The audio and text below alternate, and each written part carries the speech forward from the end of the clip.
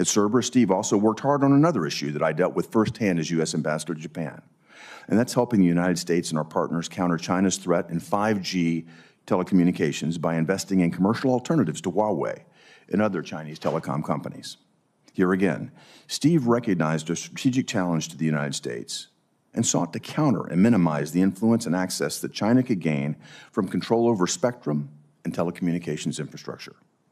On that note, I want to commend the committee for its strong support of the Defense Department's efforts to accelerate adoption of 5G and ORAN technologies in order to provide strategic advantages to the warfighter. United we build, divided we buy from abroad. We are now left with hundreds of Admiral Rickover say-doers who are sending an army of lobbyists to Washington, rather than being the bold private industry leaders who have built the foundations of America. They are waiting for a handout from the federal government. That would be like Henry Ford waiting for President Roosevelt, or Steve Jobs waiting for President Bush. Did Edison wait for the government to believe in the electric light? The more egregious concern is that they just want to take billions of taxpayer dollars to run off to a national lab to perform more testing and R&D without any vision. The new administration has a directive for advanced NextG focused on commercial deployments. As Howard W. Lutnick, Secretary, U.S. Department of Commerce, has said, for our country to reach the scale it can be, we need to be the leader in the world for 5G and 6G. The cloud built the digital economy.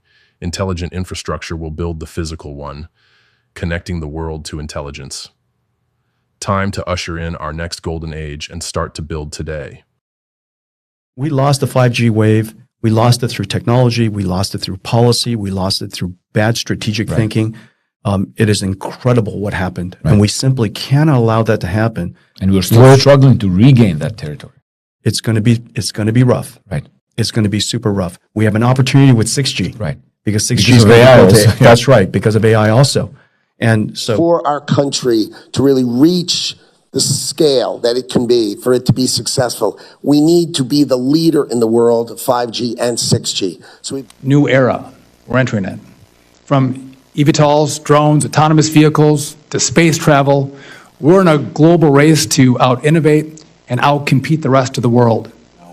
How is that going to fundamentally change the way we fight? Yep. Robotics and autonomy is the best, and artificial intelligence is the best example I have. It's going to fundamentally change the way we're going to fight. And then, so how do you account for that in future concepts?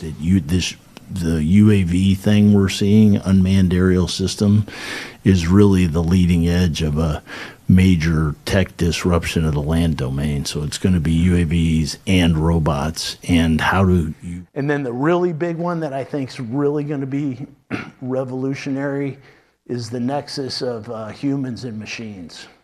So figuring out how to optimize the integration of humans and machines. So it's a tech, it's a big, autonomy is kind of the center of gravity of that problem, but not to replace humans with robots,